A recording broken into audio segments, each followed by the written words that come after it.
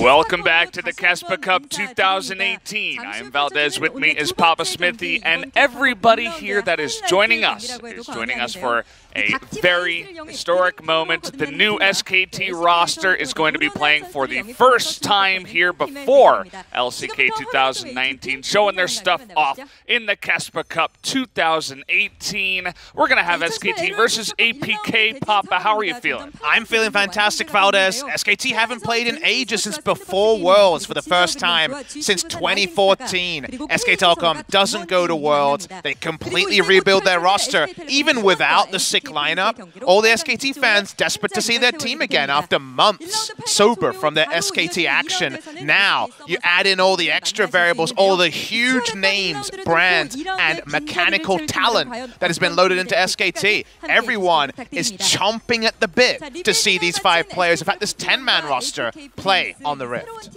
Yeah, I mean, there's going to be so much to talk about. Obviously, you guys can go on Twitter and you can see all the pictures of the players that are going to be starting here. It's that expected roster with Klid in the jungle, of course, for the side of SK Telecom T1. It's going to be an awesome just introduction to see how these players play all together on a very aggressive patch that we have here for 8.24b. I just can't wait to get started. Sort of thing where if the SKT list makers, the people that put together the roster, watch the opening of the KeSPA Cup and all the things we were talking about, our aggressive meta, look for damage. The fact that they have 2 damage junglers, some people are saying, oh, but who's the tank? Yeah. You don't need no tanks, baby. Who's the better Kha'Zix is how Damwon Gaming plays it on the Rift. We are going to see a very aggressive style from SKT. Anything else would be a surprise, and it feels like you're ready to eat some humble pie because aggressive SKT, that's almost a contradiction of terms if you talk about SK Telecom's tenure in League of Legends. Times are a-changing on this patch, Valdez, and times have certainly changed. Who's that in the booth but Koma?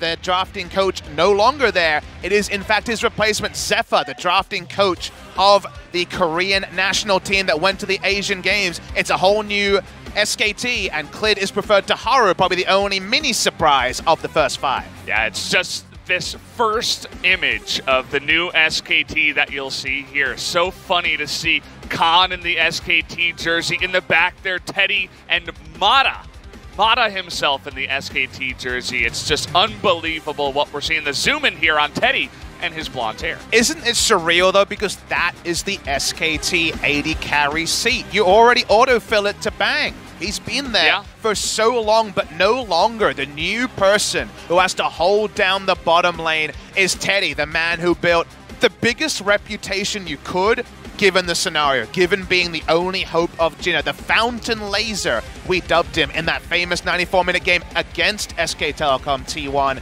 Now he's there combining forces, but it's not just about one side of the Rift. You go on the side of APK Prince, and they have a lot of LCK history behind them as well. Some players who've won MVP, some players who won LCK. Kakao, who denied SK Telecom as an organization so many times in 2014, they were able to get promoted back into Challengers 2019 spring, but now they have a very different task in trying to make SKT's dream team, as so many fans have called them, look like mortals. Yeah, and it's just a really funny ragtag group of guys that have all had their success from time and time here again in the LCK. And they all joined together on APK Prince of all teams. I know! That went 0-4 14 in Challengers Korea. They gather all the money together. They're like, we're going to get all these guys that have talent, try to put them together in this ragtag group of guys and try to make something happen. It's so funny because if you judge the book by the original cover, the first edition of this match is 7th placed LCK versus the 8th out of 8 0-14 Challengers team. You're like, that sounds awful. Yeah. But then you turn on YouTube stream, see over 30,000 people, and realize it's the LCK current Dream Team versus, honestly, the ghosts of Christmas past, honestly, on the side of APK Prince. These are guys who've done so much. So it's Christmas future, Christmas past, it's the Christmas spirit, it's the KeSPA Cup. And we're going to open our presents really soon with a pick and ban. And then load straight into some 8.24B League of Legends. I can't wait for that, too. I know a lot of new viewers are going to be joining us for SKT and for this matchup specifically. But so far, 8.24B has been nothing but a treat. So much aggression, so much action here in the new League of Legends that Riot has put in. We're going to go into some match points for this one. Some of the stuff we've already gone over here, Papa. Gone and cleared, played in the LSBL. That's what we're shouting out here. And of course, Ursu, that's Ixu, used to be the top laner of the Afrika Freaks and Rebels Anarchy. And Mickey were the solo lanes for a couple of years there. They were together for a long time until 2017. Ixu went to Jinair. Then he got really interested in Bitcoin, had a weird phase in his life. He's back now from the LMS as Ursu, so they are back together. The KeSPA Cup, these orgs have played each other in the past, but this is so different. This is so mouth-watering. No trivia page can encapsulate what we're seeing, even if we're just talking one-team storylines, whether it is APK Prince or SKT. It's Mata and Faker playing on the same damn lineup. I almost want to jump up and clap and say, wow, we're getting something that no one could have expected, given they've been foes for 5 years of competitive play. I mean, you talk about jumping up and clapping. I feel like a lot of League of Legends fans have already done that when they saw the roster lineup come out. They're like, what? Faker and Mata on the same lineup? Really? Everybody's getting super excited. And now it all comes to a point. It's not LCK, but it's the first time that they're going to be playing all together here at the KeSPA Cup. And that's just going to be the biggest treat of all. I mean, it's just all of, they call it the Dream Team for a reason. Basically, every single position on the team is filled by someone who could be a top 10 player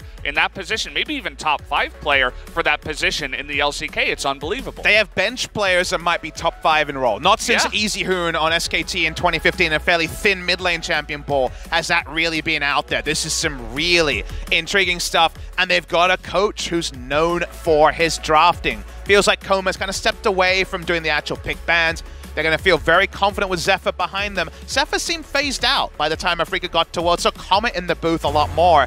Now it seems like Zephyr has the true responsibilities. Fly and Koma going to be watching from the back. Even some great subs as well, with plenty to say. We just need to load into it. We need to know what's happening. We just need to do it. We need to see more of it. Cacao, he's sitting there. He knows that the pressure is off, and yet, what if they engineered the downfall of the Dream Team? That's really the question here, especially for Cacao himself. Not the greatest showing on Jinair on the last time here in summer of LCK. Wants to remake his name on a totally new team. And guys, as I should mention on the bottom, Nico global ban. There are a couple of bugs that are just too much. Particularly her profile shows her as alive after she dies, which is the biggest one. That seems you don't like want that to happen. Right, her items can be messed up when she clones somebody as well. So she is going to be global banned for now. We don't know how long that's going to be, but we saw a lot of Nico picks, so it definitely will have a big part of this pick ban. And again, guys, 824B, as you can see in the bottom middle center of this screen. So it is the live patch that you're all playing on, excluding Nico. Again, power pick Nico, but not necessarily Nico with a high win rate. So the Nico, it's frustrating not to see her, but every other variable is in. One variable that's not allowed is Faker's LeBlanc. He doesn't play it much, doesn't get targeted banned too much, but in solo queue, there's been a big re-emergence in the LeBlanc. So I imagine it's a coverage for one of Mickey's champions, but also a bit of a nod to Faker, the old genius on that LeBlanc.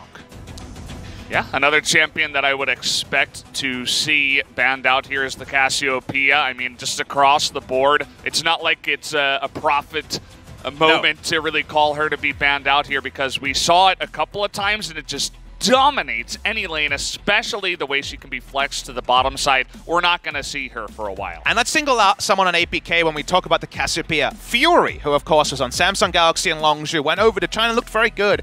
Just very competitive on a Suning gaining lineup that was always kind of around the playoffs and things like that. This guy loves bot lane carries. He was playing a lot of AP Cannon bot, for example, the only person who was really messing with that, and he was also happy to play the other awesome dudes, as we called it in Korea, those non-marksmen in the bot lane. So the KeSPA bot was a very real possibility. That's been banned away. Faker's Galio. We've seen so much Galio. People look at matchups and say, why are we being denied a skilled matchup with a Galio? Not going to happen in this game #1. The Lucian ban does mean things like Aurelia, Akali are open. We see Ezreal power picked at times. There's a lot of things open for the first pick here. The Lee Sin for Clid also going to be one to consider, even though Lee Sin priority has been a bit lower. APK with their first pick. Will it be a tier list thing? Will it be a comfort thing? We're waiting to see how APK want to approach this draft, taking a very long time. Thresh has been first picked a lot as well, and over the Thresh this time, it will be that Aurelia, so the Flex Assassin meta that we remember from Worlds is going to continue. Yeah, I mean, other stuff that you have to throw in there. We saw a lot of fantastic Alistar play, even in the first matchup that we did see tonight.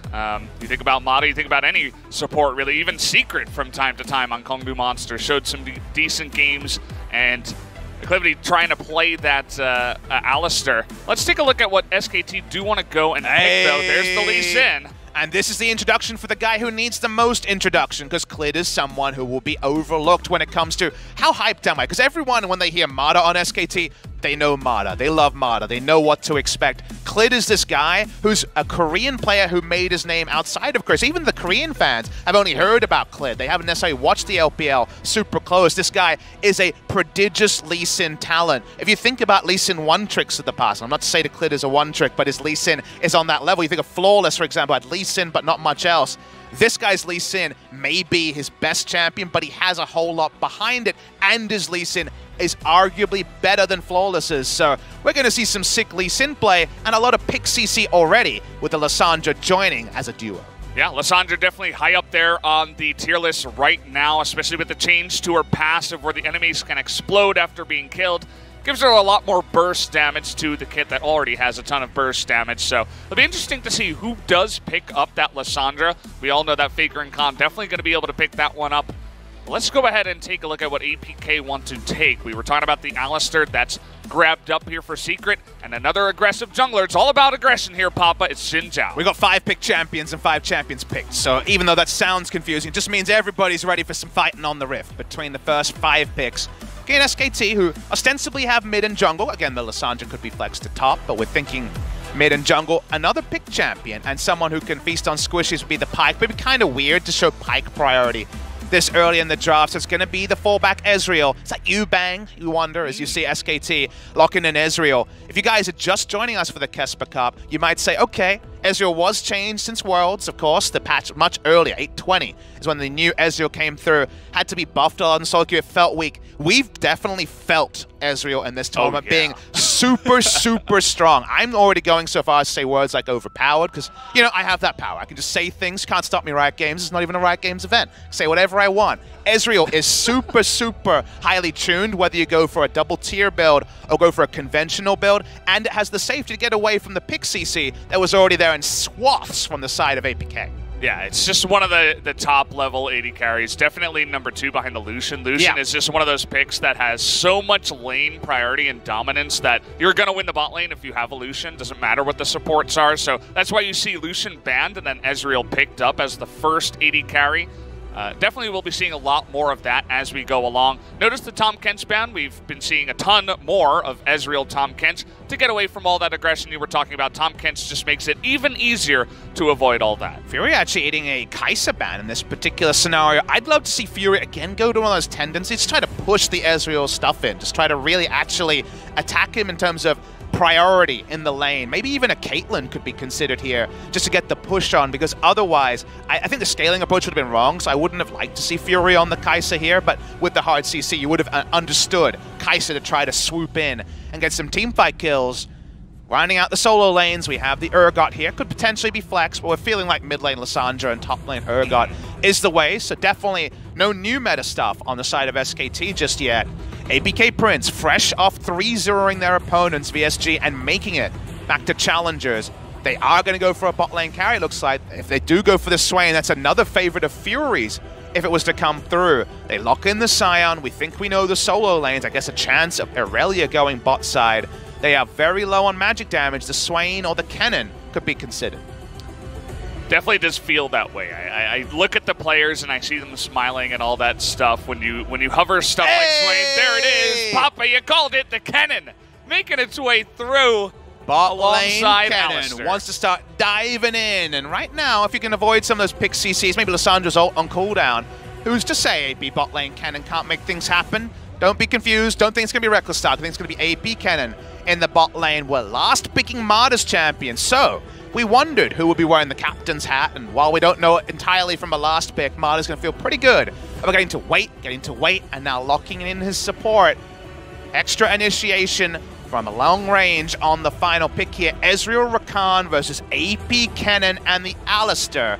This is already a treat in the champ set. And look, the game might just fall apart at 8 minutes. It could be a snowball one way or the other. But we get to sit here, and I hold your shoulder, Valdez, because this is the pre-SKT 2019 era. We have not seen them play. We see them lock in a draft. Is this the start of an amazing story? I think the answer is definitely yes. Now, is it an amazing achievement, or is it more of an underachievement? We can't know. We'll know in hindsight. We don't know now. But a very competitive new age draft on both sides. Big pick CC, picking up to the meta of just looking for that first Baron and closing the game. We'll talk more and more about what the meta has shown us, but there's a lot to like on both the SKT and the APK Prince side. Yeah, and a lot more to talk about in terms of all of those matchups that we do have on the Rift. This is going to be the final showing here. Cannot wait to see Kakao versus Klid in the jungle. That's kind of my hype matchup. You also look at Mickey and Faker in the mid lane, of course, returning back to the mid lane. This time it is the Lissandra counter pick into the Irelia. Will be interesting to see how Mickey does deal with that matchup. And Mata, you know, known as the brains. Faker said it himself. He's going to be kind of the quarterback for this one on the Rakan. No doubt he's going to be the one first into the fight and last one out. I just love that both sides have a lot of merit about their pick ban. The APK Prince pick ban, when you slide in the AP Kennen, actually really comes together. 3 teleports to be very maneuverable on the map. Scion goes in, Kennen from a flank, Alistair coming in. If you get on top of Ezreal, the sieging won't matter. You'll get a kill, and they can flank from so many different directions. Everyone can flank on the side. You don't see that with a 5-man roster much. Ready to get into it, but we got a coach's interview, I think, before we get the action. Yeah, so we're going to go ahead and get this translated for you guys with the coach from SKT. There are tons of fans that are looking forward to this matchup. After the transfer period and the whole new roster, the shiny Dream Team roster. This is the first official match with the new roster. How do you feel? I know there's so many people expecting so much from us, so we feel a lot of pressure, to be honest. So because of those expectations, we want to live up to those expectations that we are, in fact, a dream team. So Faker, Khan, and Teddy all kind of have a strong personality, so it seems like you guys brought in Mata to create the balance on that lineup. Seems like you guys put in a lot of effort to make them get close even outside of the game.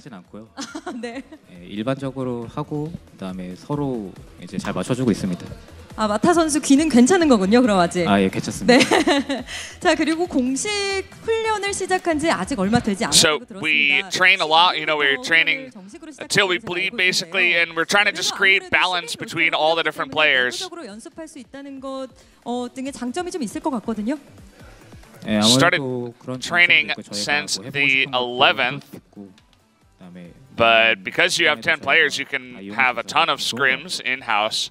So, of course, because we have 10 players, a 10-man roster, we can create more strategies and practice a lot more within the team. Are you satisfied with the pick and ban? He says, yeah, I think so far it doesn't look so bad. And as long as the players play their champions well, I think we can show a great game with what we have brought to the table. So, good to hear. Zephyr, and I just can't wait to get into the game, Papa. It's going to be awesome. It's going to be a really fun one, regardless of result. The drafts, especially when we're thinking forward to 20-25 minutes at an even game, both have merits, and that's already a good sign. There's some competition there. We'll flesh it out. We'll get the laning matchups in our heads a bit clearer when we load in at level 1. But just give us that level 1, please, Afrika and KeSPA. Let's go on this KeSPA Cup debut of SK Telecom T1's 2019 roster. I hear good things from our producer. I think we're almost there. Yeah, looks like we're ready to go, guys. The game is loading up. SKT for the first time with the new roster up against APK Prince's new roster. Let's hop onto the Rift for game number 1.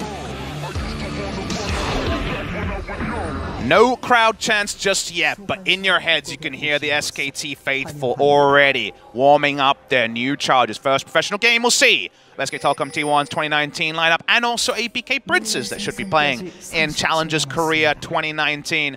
Ixu, now Ursu on a tank versus Khan in the top lane. Fury's AP Kennen, going to be having a fun time. But I see Electrocute is the choice of Keystone there. I wonder what this choice is of Hunter, you know, of the stacking rune there. I would imagine movement speed, just to get the more reliable flank as the game goes on, but we'll have to wait and see after the game, perhaps, to get all the full information there. And Klid's Lee Sin. Again, Klid, the most unheralded of players because he comes from the LPL on a team that didn't qualify for Worlds in JD Gaming. But Klid's Lee Sin is God tier. Already saying it, I am not going to be worried about Humble Pie. This guy is an awesome Lee Sin. And Lee Sin and Lissandra post level 6 is just hell on earth to pay for one person when it comes to pick CC. That's essentially the name of the game for you guys who are just joining us. You know, you weren't sure the KeSPA Cup was on, but you heard that SKT was playing with their new roster, so you're joining us for this. You're not sure exactly what the pro games have been looking like here on the new patch of 8.24b. Well, we already kind of foreshadowed it, but there's going to be a lot of aggression. Basically, the team wants to get in there and get picks around Baron, and the team that can do that the best for the first Baron is going to get off to a massive start and try to use that aggression to win the game.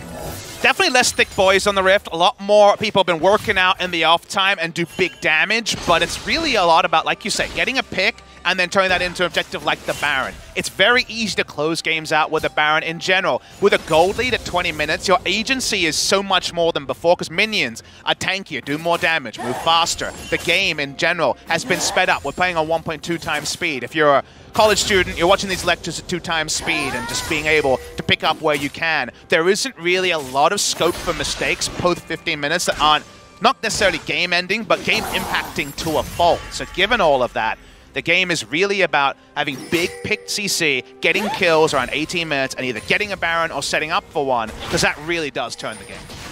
Look at Kakao's aggression. 2 scuttles already. Yeah, red to double scuttle. Then he's challenging in the jungle. He hit level 3, trying to get on top of that. Lee Sin threatens towards the mid lane. He's trying to make that happen. Unfortunately, Mickey not able to take the best of trades. His Faker going to get the better of that one. Again, is your comp strong 15 to 25? I think both teams have a lot to like about that. It's very much less about who wins the late game team fights and really who is able to get things going. Pre-1 item, 1 item, and 2 item. It used to be kind of who wins at 2 items was the early game question. Now it's before 1, 1, and 2. That is exactly the breakdown of understanding how things go. Just watching the AP Cannon, which in the early levels, without a lot of points in his W, can have some issues even against Ezreal for being able to control the wave very much, but around level 5 things get better, of course, and the all-in options. I was like, speaking of all-in, nice trades coming through from Mickey. You notice how both of them going for a corrupting pot here in the mid lane. Pretty standard, but it just means a ton of trading is going to come in. Early on, it didn't look good for Mickey, but then a couple of stuns later, and you can already see, especially early game, even though he does rock the Aftershock, Faker on the Lissandra might have some trouble from time to time. But now at least Kakao, as we notice, walking through the mid lane at level 1, controls scuttles and just wants to continue to control things to get the stun again. Oh, his E is down. He has to flash away, does Faker. At least he has the Aftershock, but now he doesn't have flash. We know where Kakao's going to set his sights on the next time he wants to go for a gank. Thing about Xin and matchups us back in the mid lane again. There's the Ignite. He flashes forward for the auto. Is it enough? Yes, but the first blood will go to Klid on the Lee Sin. Good positioning from him. SKT1 as a team get the first blood, but it does not go to the mid lane as a Faker doesn't win out in that case. It's more so on the side of Mickey. Gets a huge first blood. Look at that Merc Treads already purchased. Gonna have to walk back to lane, doesn't have the TP. But this ends up being just trademark Mickey aggression. You cannot take the aggression out of Mickey, whatever league he's in, coming back from NA on Golden Guardians and onto this APK Prince lineup. He's still playing for the lane, he's still playing for the kills. The famous interview where after he was taken down the first time, the interviewer said, okay, Faker, what do you think of Mickey? He said, well, he's all right, but he should practice some more, you know, if his team is going to win. Yeah. Rika won the next one, so hold that thought. Speaking of aggression, APK, they're taking it to heart, and I think they went a bit too far this time around Ignite. And the rest of it, Teddy able to pick up the first kill in the bottom lane for Ezreal. Well, we know what the team talk was for APK. It's YOLO, let's go in there, let's make them pay. And it's working in some cases, not working in other cases. That one, a little bit too brazen. A level 4 AP cannon all-in is quite different to the level 6, so unsure about that one. Watch the replay to understand it. The Demolish prop could have been used. They don't even use Demolish. They're much more in a flash about Pulverize, but Teddy on the board, flashes away, they turn on it, and they're able to pick up the kill. Nicely executed by the new look SKT bot lane. Yeah, maybe a slower AD carry who is not as mechanically skilled might not have flashed away from that one. He gets knocked up, and then the cannon can do his burst damage and kill the Ezreal before they can turn it around. But Teddy's flash, you mentioned it, it was right on time, and that's part of the reason why that crazy dive did not pay off. Before there's another skirmish, let's again just finish the history lesson on Mickey versus Faker, because it is a really fun matchup. Again, after losing to Faker, the next time out, the Freaky Freaks actually beat SKT, and Faker had a big, Mickey had a really big performance, and he gave a famous interview that Koreans are still quoting to this day of, well, maybe Faker now should practice more. That got him a whole lot of flack. A lot of SKT fans, understandably, didn't like that level of trash talk to Faker, so they have a really spirited history, and that's why every time there could be a solo kill, Mickey's going all in. That he is. Will he look for it this time is the question. Now we have Klid in position. Do they have enough damage to take him out? A couple more autos will do it, and there it is. Faker able to pick it up. 2 supports in the mid lane now. They want to turn this around on a Faker. There's the TP. He's looking actually for Klid. He's not going to stop there. But he is going to have that stun interrupted. Klid will get away, but immediately APK able to turn that one around. And SKT with the next level. They knew Mickey would look for the all-in, just like we did, Val. The casters know it, players certainly know it, and they're there for the counter, get their first kill. However, the TP is great. The minion wave is pushed in, so there's very little opportunity cost for Ixu, or now Ursu, to teleport to mid lane and make that play. They get the flash away from Klid to remove some of the more creative playmaking with the kick. Ends up being pretty even, all things considered, as we keep rolling along in what's been a fun first 7 minutes. Well, this has been exactly what we expected from this kind of matchup, especially with the players that these two teams do have on their lineups, and after the pick and ban, the aggressive picks that they have brought to the Rift so far. But we do have to take a step back and see, you know, how are these teams playing? Have they come and met our expectations so far? I really like actually the vision control by SKT. They have 4 control wards across the Rift right now. More defensive style from APK, but definitely liking the kind of spread that SKT's got going on so far. And we talked meta about expectations, but not micro, which is how the game should play out. Maybe we'll get a chance to, depending on if Mata and Faker went for this pincer play, but back to the question of, so who does win pre-1 item? You love Kakao over the Lee Sin. You definitely take Xin Zhao in that matchup, and Kao's agency has allowed them to do a lot of play. You like the Aurelio who can skate around, consider an all-in, fish for the stun, and if she hits it, go in. If not, no. And given that, APK needed to be playing this active style in the early game, and I think they've been good about it. Much better than expected, of course, in a challengers versus potential dream team matchup here. So given that agency, we're looking for APK to get a lead. They haven't done that. They're behind in gold, but overall, it's been the right style of play, whereas SKT waiting for a bit of scaling, waiting for a few items. Mata just hitting level 6 there. There's a forward ward that might spot Lee Sin. There it is, and you can see immediately that Lightning Rush kind of gives it away. Yeah, actually, if they had not used Lightning Rush there, they could have baited for longer.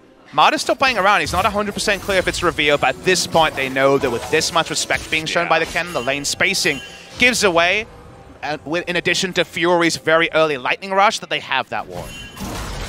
I just feel like overall, you know, everybody was expecting so much from the dream team of SKT, but even APK have been playing a very high-level game so far. I think that compared to the other games we've seen so far in the round of 16, this has kind of reached a next level. But level 6s are now there. There are ultimates available. They don't have to be as defensive as they were around mid lane. This is where I think the pendulum does swing a bit to SKT. With their ults, with 1 item coming soon, they actually have quite a lot of power No longer can Xin Zhao just walk around and do whatever he wants. He has to respect Lissandra and Lee Sin ultimate. Speaking of Lee Sin, while he wasn't able to get that play successfully gank off in the bot side, he gets a free Ocean Drake, and Urgot and Lissandra, even the Ezreal, going to be really happy with the laning stats that provides, with no turret checkpoints barring just a single one in the bot lane to speak of. Lightning Rush used here by Fury. Seems like they have a good idea the gank is coming, but even if the gank doesn't get any kills, they're going to get 2 checkpoints on the bottom side turret, which means just some more extra gold for Mata and Teddy in the bottom side. But look at the response from APK. The Rift Herald just spawned at 10 minutes. They're already starting it. And that interaction of turret plating going down at 14 and a charge from the Rift Herald getting you just 320 AoE gold means that we've seen Valdez consistently 10 to 12 minutes a Rift Herald contest. SKT's vision wasn't there. It will be soon. Can they contest this one? There are no more reveals here, and the smite goes in, but they haven't picked up the buff just yet. Seems like they're going to play a little bit of a defense here. Clid not trying to jump over the wall and go for the steal. How much time are SKT going to wait for this? We're going to get the full zoom out here. Thank you to their freaking TV observers. They're going to get the first rotation. Like you say, Kakao could suicide for this. He does have his ultimate. Looks like he can try to jump onto Clid. There's the Lissandra ultimate. They're trying to burst him down, but Clid's actually the first one to go down, and the knockup goes on to Xin Zhao finally. They still stop it, but it looks like, can they pick it up now? Yes, they can. So 1-for-1 in the end, but APK get the better of it. One death for the Rift Herald is the new meta, is what we see more often than not. You have to contest it because of how powerful the buff is, but if you don't dot your I's, cross your T's, get your deep vision, and the Rift Herald dies randomly to a couple of champions because you didn't set up, then it's not going to be worth it, Valdez. If you can get the charge off, it's probably worth it here. Could they have disengaged is the question you can ask. Is there any way that the Xin Zhao can live? You watch the replay, the answer is no. It could not have happened there. So it ended up being the death. It ended up being acceptable losses. They were waiting for Secret to counter roam and to follow the Rakan, and they do pick it up all off. So we don't know if it's quite a 50-50 just yet. It really depends on the use of that buff. Loved the drifting from Ursu in the top side, by the way. That's part of the reason why the Lee Sin was, he kind of went in and he wasn't able to do much because he was stunned the entire time. It was like a homing missile right onto Clid. And, you know, we weren't sure what to expect from the APK side, but already some good stuff coming in there. We'll see where they do want to use that Rift Herald. They would love to use it before 14 minutes. Sometimes teams get it off, but generally only if a big gank happens first. Sometimes they'll just go for the macro objective of the first blood turret instead. And I didn't think that going the Iceborne Gauntlet was a sometimes item build for Sion versus Urgot, but notice the Frozen Heart has been opted into here. We just had a data point, and we remembered the Shy at Worlds. The Iceborne Gauntlet Sion kind of wins this matchup against the Urgot, but he's gone Frozen Heart for the team. He's the team with the Irelia, so it's not like it's shutting down the enemy mid laner. Surprising to see that, but definitely reminiscent of old Ixu builds on a Freak of Freaks. Would always be a tank-first player. It will hurt the trades against the Urgot. Will that be a monumental thing? We'll find out later. Well, bottom side, Teddy and Mata getting ganked right now. You would expect them to be winning this one. Rakan and Ezreal going to be able to outpoke the Alistar in particular. They can't find an opportunity to engage early, as we saw. The early engage also did not work, so they're definitely owning that bottom lane so far. Kakao trying to get down there, but not able to make the gank work. Honestly, AP Kennen and Alistar bot lane is kind of a safe version of the Yasuo Alistar mid lane, as in the mid lane Faker will be able to get away. Alistar Yasuo is, are they going to all in or not? And if they're not, then they're losing the lane really hard. With a ranged auto attacker, you lose it a little bit less as the Kennen, but you can't just lightning rush in and W the minions like you can topside, because the enemy's support and the Ezreal from 1,000 range pokes you down. So going 8 CS down is fine for the AP Kennen. We're still waiting to know about the Rift Herald usage, though, to know if it's fine that this first 13 minutes has yielded SKT a kill over APK. Cool thing that Faker did as Kakao was coming in for the gank is he didn't back off as the Lissandra. When he saw him go over the control ward, and he's like, I know Kakao's coming here, baited him to go for the gank and just got away with his E because he knew it was coming. He wasn't going to get knocked up or stunned or anything like that. So he's baited Kakao to hang around the mid lane for quite a while. He's still hanging there in the brush. Anytime you waste of a Xin Zhao in the early game, the Lee Sin says thank you very much and gets more time to plan out his next kick. This is very much the skirmishing or priority advantage for the Xin Zhaos. Back in the mid lane again. This time he does get stunned, but the E duration, it's quite a long time, is able to get out of there once again. Rift Herald must be on the dregs of its cooldown. We can see on the VAR here, it's about, what, 25 seconds maximum, probably less than that. Demolish proc in the mid lane. Seems like we're setting up for something, but it's not setting up for the first turret blood. That goes the way of SKT against the Rift Herald being picked up by APK. Yeah, I mean, you take a look and step back at all the lanes here so far. Faker had kind of a rough early game, but he's still in parity here with the Aurelia. This is going to alter. Interrupts it. Oh, okay. That's what happened there. He had the Trinket Ward, and Mickey was a bit lazy about using it. Goes and gets interrupted. That is not the outplay that Mickey was hoping for there, but that's the interaction, and it denies a charge. And now it lets us know we can zoom back, we can rewind and say, no, it was not worth it to die for the Rift Herald. Yeah, and at the end of the day, too, I feel like he shouldn't be just doing that by himself. I think the team has to come together, get communication. Okay, which lane are we going to use this in? Support me in the mid lane. I'm going to use it. But he was all alone. Xin Zhao was back in the base. So Faker trying to get away here. He will, once again, showing why Lissandra is really strong into any kind of aggressive mid laner plus aggressive jungle combination. Faker, we already talked about buying the time, baiting the enemy jungler, now interrupting. Has done a lot of team things there without getting a quadra kill or YouTube highlights. Good stuff from him. Of course, one that's going to be looked to be the reliable mid laner with so many new people coming in. And still a big involvement in the shot calling. So we're answering Ocean Drake here, not to be talked about. His interrupt on the back. Oh boy, Mickey on a ward here. He is going to be knocked up by Mata as well. Do they have the damage? Gonna miss that Q, but the final auto attack is able to take him out 3-on-1. Down will go the Aurelia. What a great team move. Notice the ward's been there for a while. That was not an ultimate from the Ezreal to try to steal away the Drake. It was to get the kill while baiting the recall to be channeled by Mickey. That is a team play that SKT fans out there will be chomping at the bit, because any team play you can see weeks into preparation rather than months into preparation bodes very well for the 2019 season. Again, back timing is there, interrupted, and it's a team move here.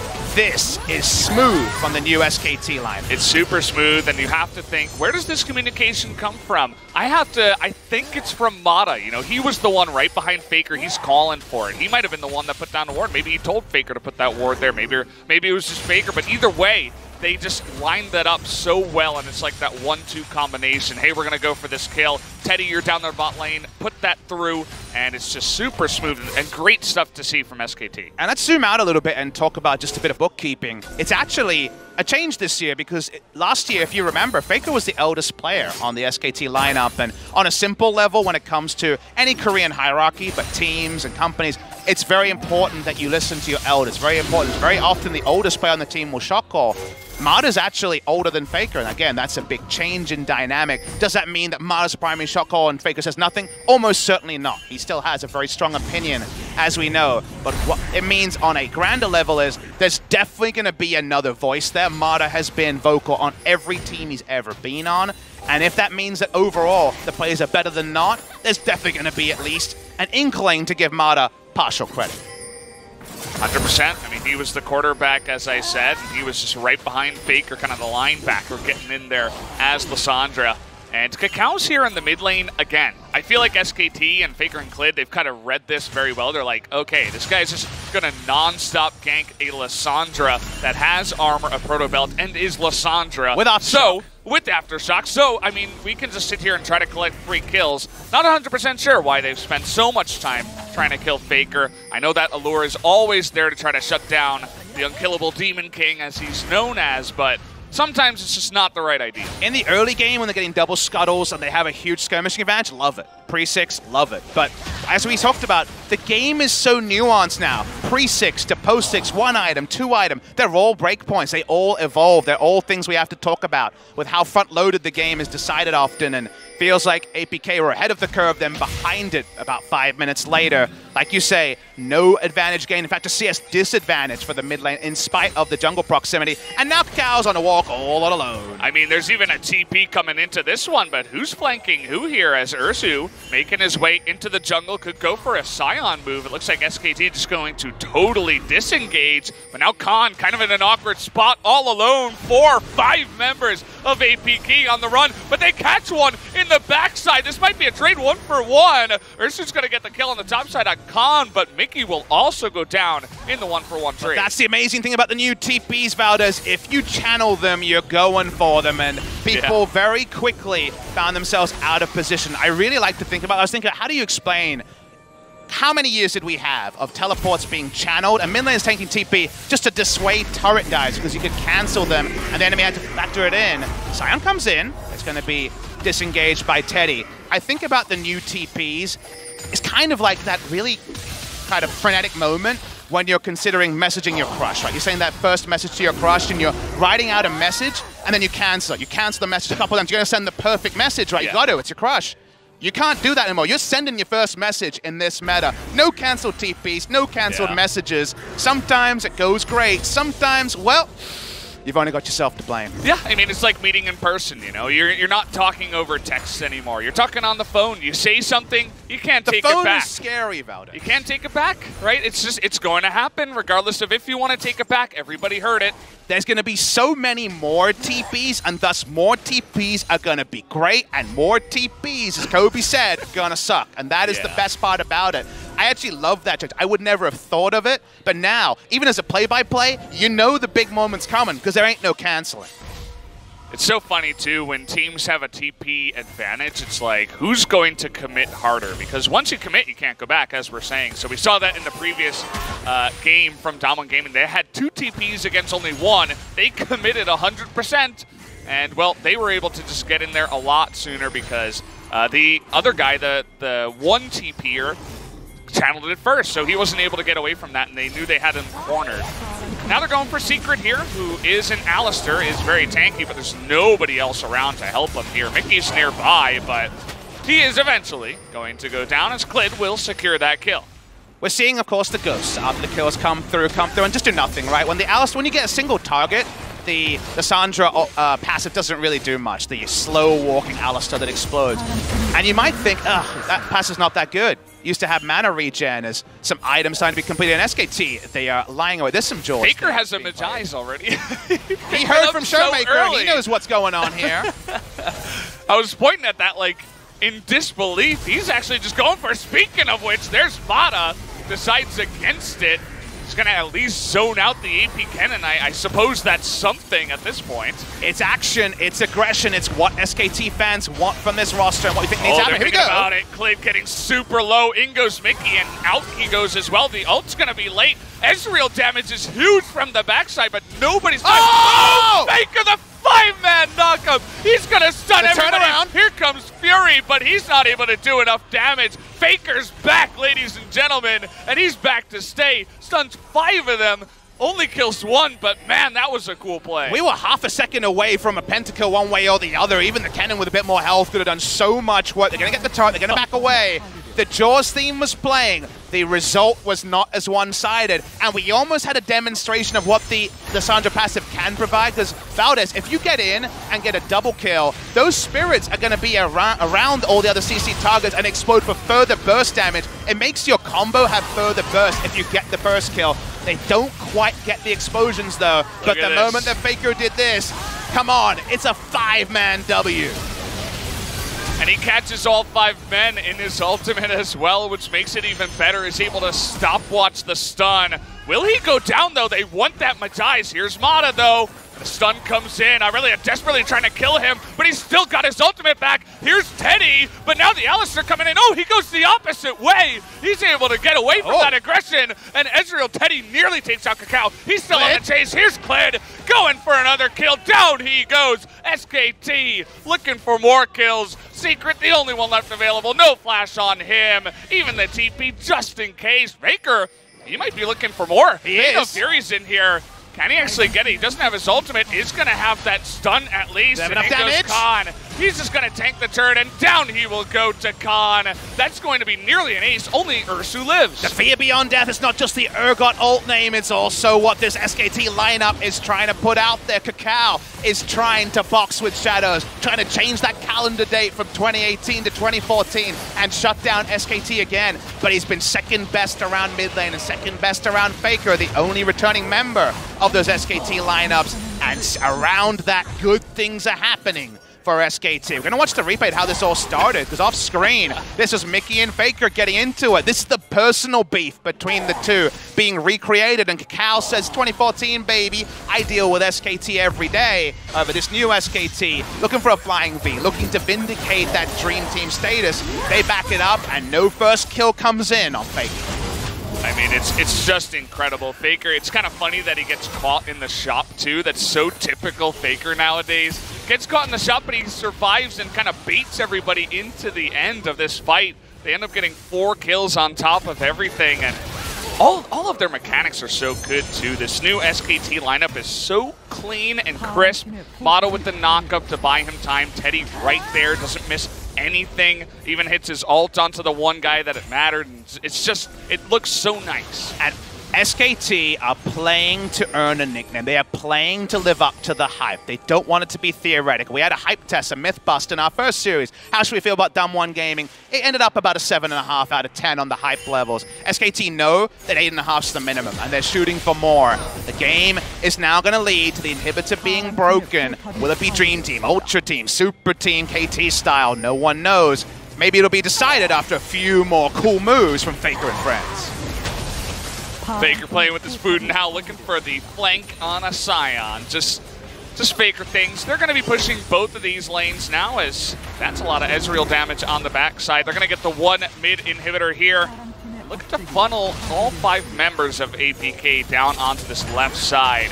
New Ezreal, by the way, just chunks turret. Secret, that's not where you want to be. See you later. In goes Faker. He's trying to take out Kakao too, but if he goes Fear Beyond Death, that's going to be 2 members down at SKT. They're looking for their victory. Smorgasbord of action, but sadly no 30 minutes plus. This one's going to end here. SKT going to put APK in the ground for game number 1, and Faker trying to keep up the playmaking. Just looking for more. Maybe this is Fury's moment to shine. Nope, not going to be it. They take him out too. They're playing with their food now. They want to kill Mickey specifically. Oh, Teddy nearly gets him on the backside. We're styling this SKT. They want more. We really are, but that's going to do it. Game number 1 is going to go the way of SKT. 15-4 in kills and 26.5 minutes make it a quick victory. 26.5 minutes of Christmas greatness. That was in the festive season. It was given in every way. The mechanics, the storylines, the now, the then, everything coalesces in an awesome debut for SK Telecom T1's 2019 lineup, and yet it's not time for celebration either in this series, a best of 3 for this roster that is shooting for the top. KT Roasters lineup, they came in to win Worlds, could only come away with 2 years, 1 LCK title. SKT is going to be just as aggressive, maybe even more so, Valdez. I think APK Prince had a really fun game. I like their draft, I like their early game, but the game kind of moved past them, as sadly you could say has kind of been the story of the career of some of these players who don't find themselves in LCK 2019, that do find themselves as the asterisk on the side of what is supposed to be a big debut for the side of SKT, and yet it was competitive, it was fun, it was everything I wanted. Well, that was game number 1, guys. We do play best of 3s here, which means we will have at least 1 more game after this one. If SKT play the way they did in game 1, wouldn't be surprised to see this go to a 2-0. But as you mentioned, I mean, APK plays a fun style. SKT, the new SKT at least, also playing that fun, aggressive style on the new patch. So, guys, we're going to take a quick commercial break. When we come back, we are going to get into that game number 2. So don't go anywhere. We'll be right back.